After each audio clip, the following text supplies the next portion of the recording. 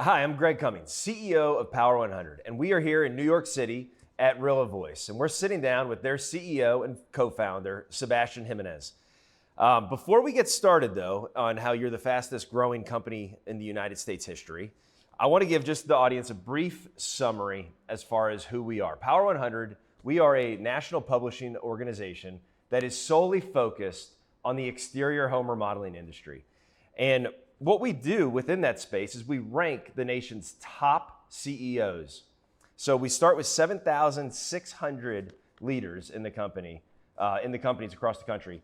And through our proprietary 5-layer ranking system, equipped with multiple internal dynamic algorithms, along with 2 points of human interaction, we're able to narrow it down to the top 100.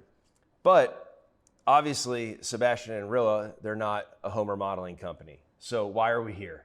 We're here because we've had hundreds and hundreds of conversations with CEOs across the country. And we have noticed commonalities of success.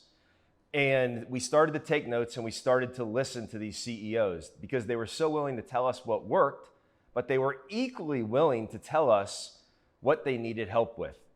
So with that said, we tweaked our 5-layer proprietary ranking system in order to enable it to rank strategic partners within the industry. So we have reviewed over 2,200 strategic partners, and out of all that, Sebastian and his wonderful team at Rilla have been rated the #1 strategic partner in the United States. So with my introduction complete, Sebastian, thanks for having me here.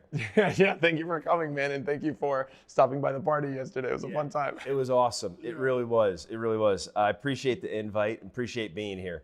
Can you tell me a little bit about maybe yourself in a brief, high-level introduction of Rilla?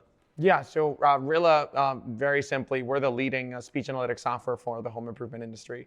What that means is when design consultants, salespeople, technicians go out and talk to homeowners in their home, they record their conversations with our mobile app through their phones or tablets. And then we use AI to automatically transcribe, analyze, and give them feedback to help them improve their sales and to help their sales managers do what we call virtual ride-alongs that are 100 times faster, better, and more productive than physical ride-alongs. That's what Rilla is in a nutshell. It's amazing. Equally amazing. So in my research, I have watched dozens of videos. I've seen you speak on stages all over the country. And, I really do feel like everybody is infatuated with the results that you're able to provide for these companies. They're such hard-driven results. Yeah. And today, I want to take, if it's all right with you, I want to take a little bit of a different approach. Mm-hmm. Instead of just talking about how great the product is and what the results are, we've already established that. That's why you're ranked #1, right? But what I want to get into is the culture. And the best way I can kind of describe it is every time I visit New York City, I feel this like electric buzz when I'm here. You know what I mean? I'm less tired. I'm more motivated to tackle the world. It's almost like its own nucleus, its own energy source. And I say that to preface, like when I come into your organization, when I come into your company, I feel that same buzz. Mm-hmm. And it could be here in New York, or it could be in Chicago where I met you, or in Dulles where you're at a show. Wherever you have a group of people, it's like you have a traveling energy source that is so incredibly contagious. And so with that, I kind of today want to really talk about the why and the how you guys are able to do this stuff. Like, how can you have such a dynamic culture here and take like it's a known. The technology you use is not like, you didn't invent this, right? It was a semi-known. It was a semi-known technology though, right? Yes. But you took it and you made it ultra unique and ultra powerful. Yes. So what we did essentially was, speech analytics as a concept existed really since the 1990s. If you remember, this call's being recorded for quality and training purposes, that started when people got phone lines and you could record calls, and then you would have initially analytics meant you would have QA people manually reviewing call recordings. And then over time, We had transcription technology that came out in the mid 2000s. It was not that good. Then we got better transcription in 2010s. So we've had speech analytics in the call center, and then in the Zoom meetings, if you join a Zoom meeting and you see like that Zoom meeting with the bot, it says like, oh, note taker or someone like that. Yep. We've had speech analytics technologies for, 2 decades, if you go to like way back when, like the rudimentary manual way of analyzing, or a decade if you look at kind of the transcription analytics technology to analyze the transcriptions with AI. What we did that was really unique. So when I say speech analytics for outside sales and service, there is no part in that sentence that is special other than the word outside. So what Rilla did is we took a team of really smart people to focus on this singular problem of how do we bring the power of speech analytics from the call center to the real world, the outside world where most sales and service people still work today. There's like millions of outside sales and service people in home improvement and beyond that still work outside. And so everything we did as a company is we figured out the technology challenges, the product challenges, the go-to-market challenges there's thousands of them to get the technology to work from the call center in a real life environment where you're recording a face-to-face conversation with a customer in a home. And there's many, which I'm happy to talk about, but that's really the unique thing that we did for the economy, really. We figured out how to do it outside. Are you recording this conversation? I am not, because I threw my phone out. You are. Yes. So that's great, but for you guys are an incredibly intelligent group, right? But there's other intelligent groups. I equate this story to who's the greatest basketball player or athlete to ever, walk this earth. Yeah. If you think Michael Jordan's the best basketball player, we're probably wrong, right? As far as ability and talent, there's probably somebody out there that we've never heard of, because they didn't have those other intangible supporting staff or the right environment or whatever. Yeah, exactly. To kind of push that all together. So, what actually we believe makes that technology and ability to the next level, like, is exactly what you just said, the right team. Mm-hmm. But it's not the right team, it's the right leader. Yeah. We believe that great companies have great leaders with absolutely zero exception, and somebody can only go as far as their leader goes. So why do people follow you? Yeah, I guess I would say they don't follow me, they follow the culture that we've created at Rilla. It's not a matter of like, oh, we're following Sebastian because he's charismatic and he's funny and he's like whatever. You could literally put if you do a really great job as a leader, I think that what you do is you set the culture, and you create the culture, and you maintain the culture, and you enforce the culture. And so it's not really about you, it's about the culture that you create, and it's the culture that wins.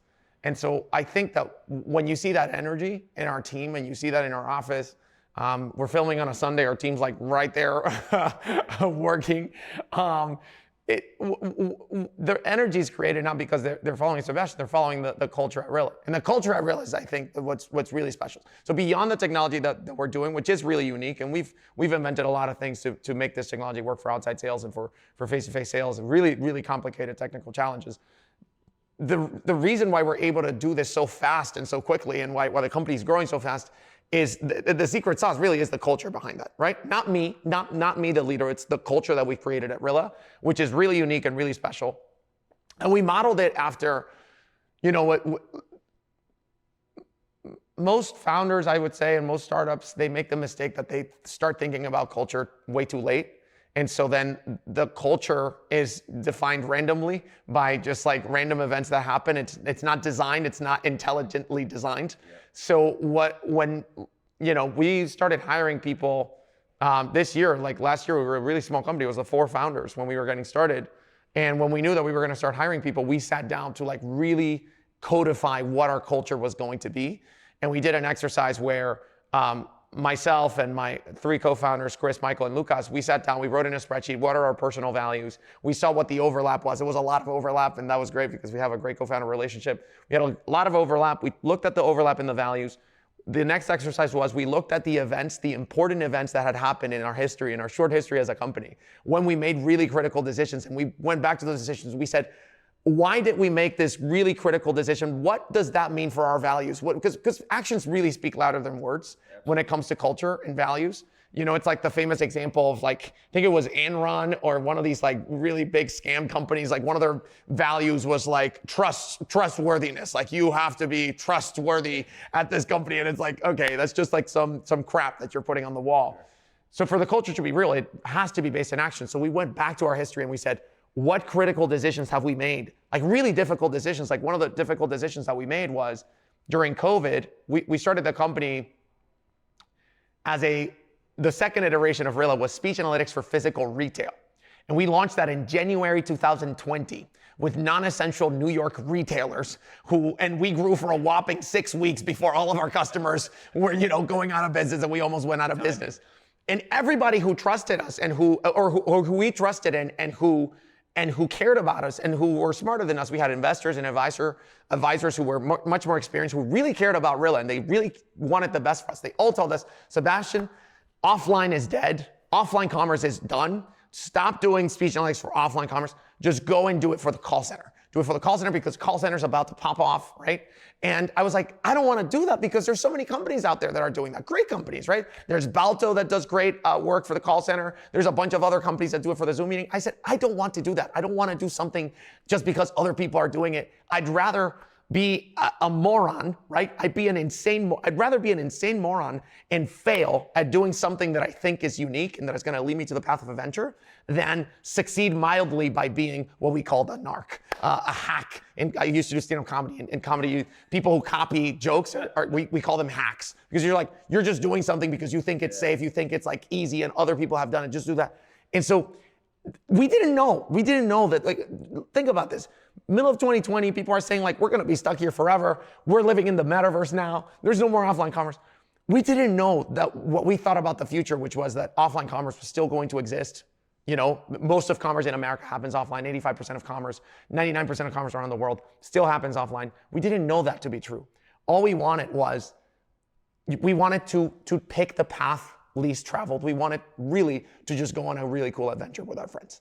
And we picked that not knowing what the future was going to hold because we had that value. We really valued going on the untraveled path, the adventure. One of our principles is, travel the untraveled path, right? Because we looked at that key event in our history, right? So let me ask you this. That's incredible. I mean, it's so inspirational, the story that you have, and it resonates very, very well with me personally, and I'm sure everyone that's listening to this. But let's go back. You said the word early. I'm curious, what's the earliest lesson that you have learned that you still carry with you today? So that was one of them, one of the early lessons. I started there's like 3 early lessons that I want to talk about, but I'm going to pick this one because I already started talking about it. So when I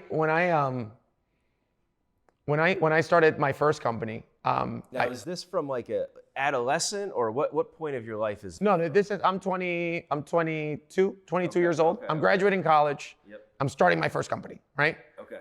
Before this, I used to do stand-up comedy, and then from stand-up comedy, I went and started building tech companies. Perfect. What an easy segue. To me, it was the exact same thing. It was like the easiest transition in my head. To everybody else, was like, what's wrong with you? The only transition that people could see that there was like commonality is like, you just want to piss off your parents, dude. Like, what are you doing? You go from like being unemployed comedian to being unemployed startup founder. So I started my first company.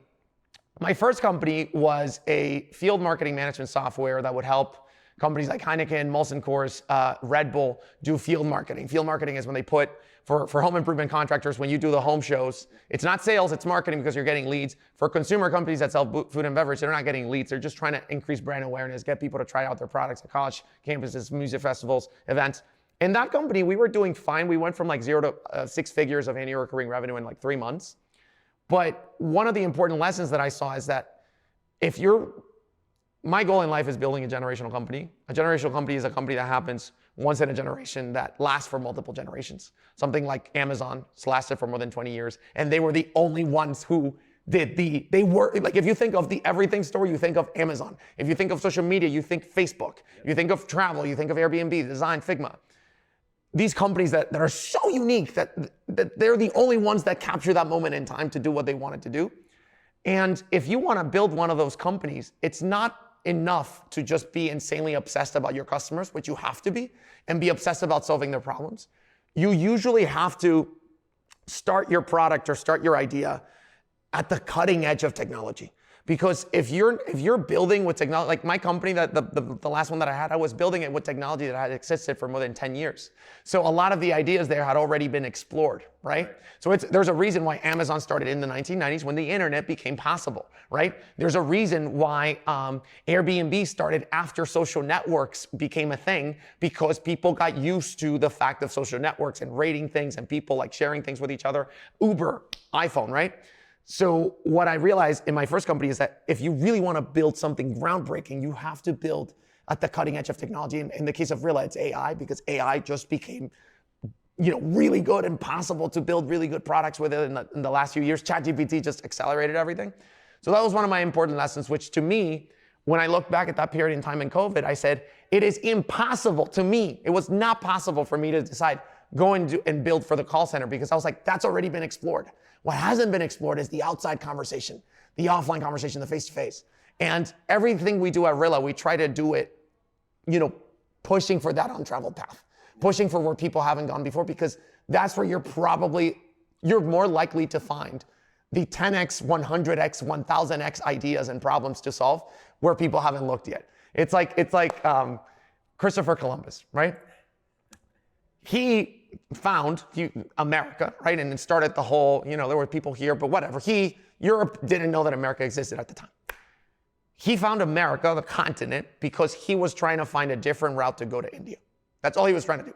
He was like, I'm going to try to look for a different route that other people haven't looked for, because it's going to be more efficient. And when he went to that untraveled path, he ended up finding something way better than what he could have ever imagined, right? Which is kind of what happened with us continuing in offline commerce. We went from retail. We eventually pivoted into home improvement because it was like a wildly better market for us. But yeah, that's a lesson that I carry with me every day. If you just traveled the path that other people have traveled before, you are unlikely to find the 10x and the 100x and the 1000x problems and ideas that are really going to move the needle for humanity. So you try to keep. I really see that bleeding into your organization. Everybody. I spoke to one of your employees at length a couple months ago. Mm-hmm. And what he said to me really stood out. And he said, everybody's here to make a dent in the world. Yes. And he said, this can be done one of two ways. They can ride this Rilla train and be the biggest and baddest and let's take over the world, together. Or this is proving to be a training ground, a boot camp for what actually is, what actually is possible out there and how to really make your dreams come true, right? Yeah. At the end of the day, whether it's with Rilla or you go out and you do something else based on the concepts, the work ethic. And I got to imagine that's how you are able, we are here on a Sunday, in New York, you do have your whole team here. Yes. And they don't have a float day. It's a 6-day work week, right? It's a 12-hour work day. Yes. I've had conversations with your team at 10 p.m. Yes. And I've also had conversations with them at 7 a.m. Yeah. And I'm sitting here like, what is he doing? Yeah. Do you know what I mean? Like, how do you, now that you're at the level that you're at, my question to you is, what's changed to motivate somebody from that one-bedroom apartment mentality to the high-rise in New York mentality? Yeah. Is there a difference along the way for you? I think what you pointed out, so I think what the difference is that before, the four founders, this is our baby, right? We own this company.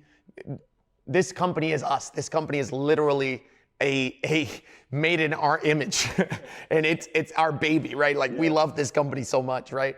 And for us, we didn't have to get cultural values written down on a piece of paper and why we do things and why we do this in a certain way. We just knew intuitively, and we didn't need somebody to tell us. We just did it. And the biggest difference was having to codify these cultural values to attract a certain kind of people. And so that, because if you didn't have the cultural values written down, it's really hard to communicate these things that are in your head that you know intuitively to people who didn't see that like you did from the very beginning. So what we did was we codified these cultural values, and we had to build a process from like how we do marketing for recruiting, right? Like we call a certain kind of people to apply to work at Rilla, the type of person who is going to match this kind of culture where you're going to work the hardest you've ever worked in your life, because either this is going to be the biggest opportunity for you to generate wealth for yourself. Sure. Our salespeople, they are, we got, some college kids who are, making more money than 95% of salespeople selling technology today, because they're part of one of the most elite teams in sales right now, and rivaling some of the best companies in history like Salesforce and so on. And so it's either you want to join here because you want to work the hardest you've ever worked in your life to make the most amount of money that you've ever made in your life, or most people here, it's not even about the money, is like you said, they want to learn how to do it themselves, because these are all people that are motivated by making a dent in the universe. They really care about making something 0 to 1, being super unique, traveling the unconventional path. If you look at our customer success team, right? Our customer success team is composed of very unconventional people. Matt Rodeo, who's our head of customer success, he studied mechanical engineering. He used to build airplanes. And then he was an engineer who has a master's in mechanical engineering from Duke University. And he realized at some point in his life, he actually loves talking to people more. And so he got himself into a position where he could talk to people. Sabrina, she used to be the director of an art gallery, right? And she used to run an art gallery right before joining Rilla. So these are all very unconventional people. They love to be creative. They love to be a part of a place that embraces that. We literally say in one of our cultural values, travel the untraveled path. When we say that to the right kind of person that loves to create things out of nothing, they love Rilla. And a lot of the people here, like you said, they're not necessarily looking for, they believe in the mission of Rilla and they think it's going to be the biggest thing ever. A lot of them want to found their own companies in the future. Yeah. A lot of our engineers either have founded their own startups before, or have worked at early stage startups, or all of them want to found their own startups. And throughout history, if you see, creating new companies in any industry is really hard.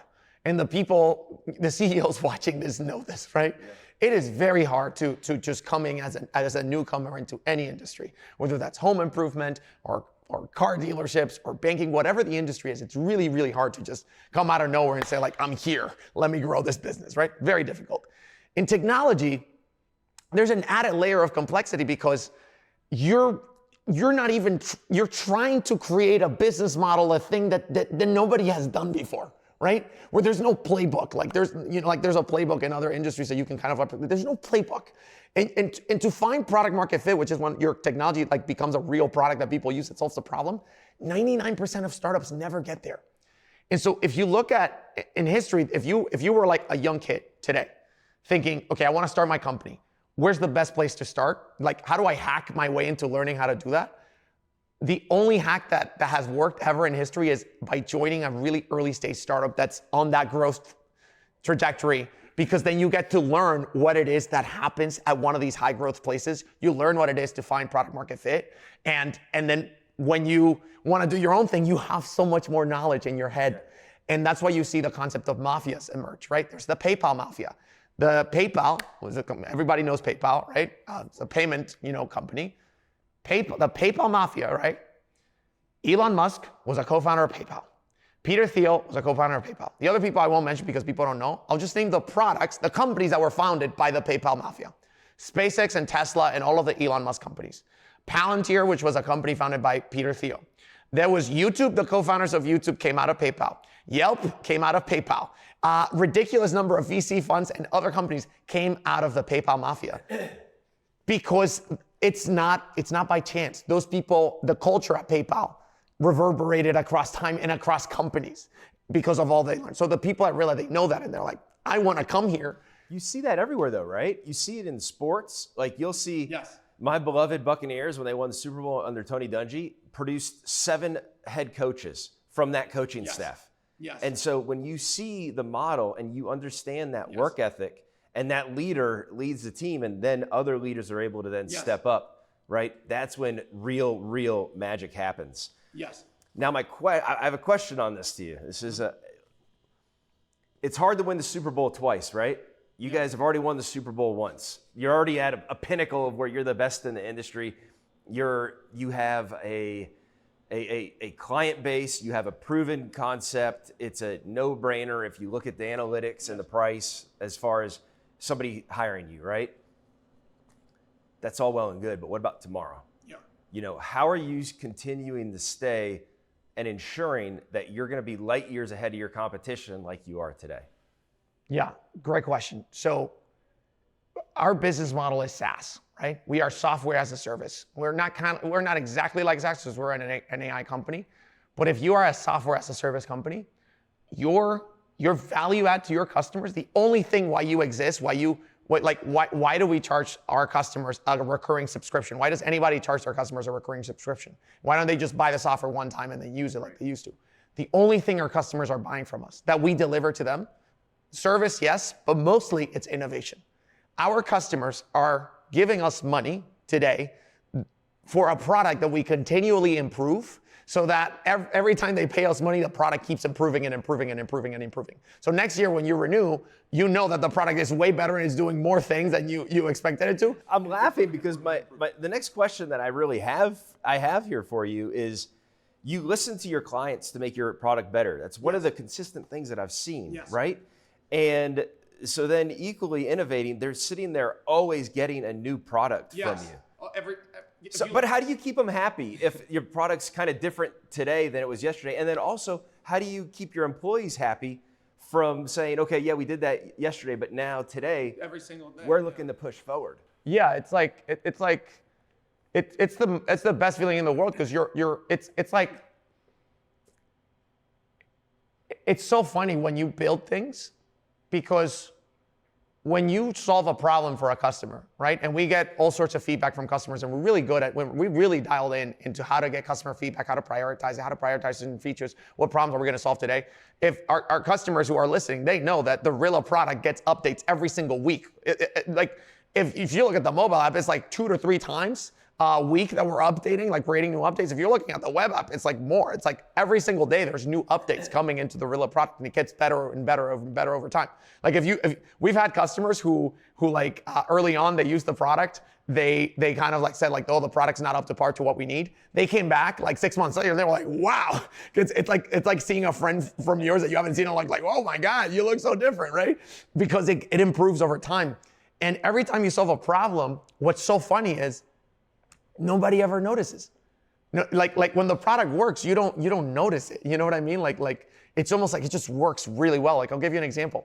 When we started Rilla, right? Like very early on, people would say, Sebastian, Rilla is great. Rilla is an amazing tool. I get to listen to my reps in the home. I get to do virtual ride-alongs. Saves me so much time because I don't have to be there. But really at the end of the day, Sebastian, Rilla is just a glorified recording tool, right? Rilla's a glorified recording tool because the transcription sucks, right? The transcription's garbage. You think of the transcription that you use in your phone, like to dictate, and it's there's like the transcription's garbage, so it's a glorified recording tool. We invested a lot in literally creating, if you look at all the speech analytics software for the call centers, we probably have, I don't want to say the best, but we probably have one of the best transcription softwares that is out there right now, where it's like 95% plus accuracy. Before, the state of the art used to be like 65 to 75% for face-to-face conversations. We invested a lot in making that transcription better with a lot of the new advancements in AI. And now transcription solved, right? Nobody ever mentions the transcription. Nobody thinks about it. So what we started getting was, Sebastian, Rilla's great. Right after he's like, it's amazing, but it's a glorified transcription tool because it has this and this and this and this that's not working. You see what I'm saying? And then we start, and we keep doing that every single day, every single week, you know, to the point that the customer, but there's always going to be new problems. There's always going to be new improvements. If you think about like, you know, the best products that you use, like, you know, like you think of YouTube, you think of Spotify, you think of Amazon, you know, you think of, I do this exercise with people. It's like, okay, tell me this. Like, I just go through their app and I say, what do you think about this app? Do you really care about it? It's like, no, not really. And I was like, what would make you care about it? It's like, oh my God, if they didn't give me so many like crappy ads, right? So you see, like there's always new problems and new things that you can solve for customers. And if not problems, new opportunities, right? Because you help the customer, you know, do virtual ride-alongs better. Okay, how do you go from the ride-along to helping them coach their reps? And because, you know, customers don't only do ride-alongs, right? To coach their reps, they do role plays, they do one-on-one meetings, they do sales training meetings. How can you leverage your product to help them in more of their areas for sales and coaching once you have the ride-along really dialed in? So that leads me to my next question is, Where do you see Rilla in 5 years? In 5 years. In 5 years. I hope we have a moment in time, like Netflix had a moment in time, where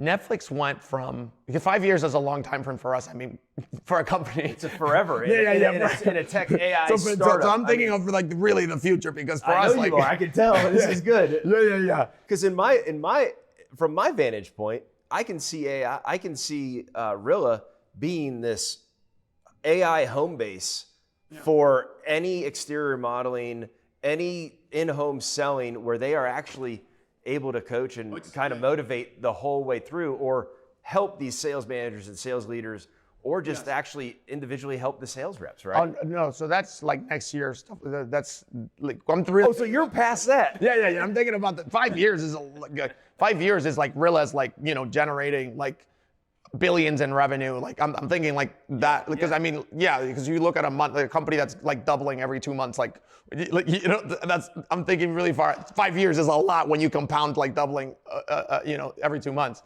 So I really hope, and I think this is going to happen, that we're going to have a moment in time, kind of like Netflix, when they started out for 10 years, they literally were DVD subscription, right? And then, the internet got really good, and computers got really good at uploading audio to the internet and streaming audio online. They saw it with YouTube, and they said, oh, this is the new technology. We need to literally disrupt our multi-billion-dollar DVD delivery service, because we need to build everything from the ground up using streaming, because this is the best delivery service ever, because we produce content, or we get content, we deliver it to you at the speed of light, right? Because that's streaming, right? And so in 2010, they said that Reed Hastings, which went against his entire board, is like, we're going to do streaming, and we're going to disrupt our entire multi-billion-dollar industry, business. I think Rilla is going to have a moment in time in the next 5 years where that's going to happen, because right now we capture audio, right, from the real world using phones or tablets, right? I hope we have the moment in time where we can capture audio and video from the real world using glasses, because if you can do that, then you can essentially make You're coaching body language. You're coaching beyond that. You're making the sales rep a cyborg. You're making them have Jarvis, like Iron Man, like they can see the world, and like imagine like Iron Man, how he sees like the world with like data on it. So he looks at a window, and the measurement pops up. Yes, and it, like the price. Yes, that is. In 5 years, you're talking about the future. That's where I want Rilla to go, and we want to make outside salespeople, home remodeling salespeople, bionic. So is it safe to say that if you're a customer of Rilla today, or tomorrow, or you're deciding to come on, you might want to have an early adopter mindset every single day, right? Yeah. I mean, our customers know this. Like when we started out, like the prices, right, were because our product wasn't that good. So every time we improve the product and we add value to customers, we raise prices. We've never raised prices on existing customers. So that when you come early, you do get all those benefits. Absolutely. But when you're buying Rilla and you're investing in Rilla, you are investing not in the product as it is today. You're investing in all of the improvements and enhancements, and you know where my vision is. So yeah. So now you get in early, you lock your fees in, and it's almost like buying stock in the company. In a way, because you're basically getting the benefits of the product in the future, right. Not paying that higher price. Right. That's how we think about it. Yeah, that's amazing. But that is exactly how we want our customers to feel. Like they came in early, they dealt with our crappy transcription that didn't work. It works now. We're not gonna charge those customers more for that transcription, because they were awesome and they were, with us, at the very early stages when that wasn't working very well. Well, final question for you. Why, first of all, I appreciate you sitting down, taking the time. This has been great. Why did you accept the interview with us at Power 100? So we are completely focused on this industry. This is where we've made our home, and a lot of our top customers are here. And you look at the list. There's the long homes, right? There's I don't know if you got the PJ Fitz that are there. Those are all great Rilla customers. And if we like part of what our customers are buying into when they buy Rilla, they're buying the product, they're buying the experience, the service, but they're also, like you said, they're almost like kind of like investing in the future of this company and the future of the industry. Like they really, like the energy that you describe, you see it not only with our team members, you see it with our customers who come when they see us at shows. They're like, it's like this energy. I was at a show recently, and one of the VPs of one of the really large manufacturers, he was just excited to see. He told me, he's like, good job, young man. You're doing a great thing for this industry, because he just liked seeing the excitement that people had about new technologies. And so, if I have an opportunity to talk to you and share our story with our customers and with our market, that's an awesome thing, because that's also kind of what they're buying into when they buy our product. Yeah, and at the end of the day, that's what we're here to do. Is we're here to highlight the best companies. This way, by a byproduct of that is we're helping millions of homeowners choose the right contractor for their project. Because in this $450 billion plus industry, over 50% of that revenue is actually generated from having to redo projects from somebody. Yes. And so our mission is very similar, is to help the best get the jobs the right way, right? And we're able to help develop them along the way. So, it's been awesome, Sebastian. I do have one more question. I said the final one, but this is it. We've really enjoyed getting to know you and understanding your company and your mantra. And we do think that you're at such an accelerated pace to really improve the industry as a whole. We would love to follow you and your team throughout this year for the next 12 months or so, and check in with you and do a monthly show, bring on partners, bring on maybe some of your employees, whatever the case may be, and just kind of keep monthly tabs on y'all. Because I think there's a big need. I think people want to see this and kind of want to watch this, be a part of it. What do you say? Do you want to do that? Yeah, let's do it, man. Dude, I love it. I love it. All right, good. Now that we got that out of the way, cool. We got more to come from Rilla this year. Thank you again, Sebastian. And again, I'm Greg Cummings, CEO of Power100. In order to find more content like this, see our complete list of both CEOs and partners. You can visit us at power100.io. Have a great day.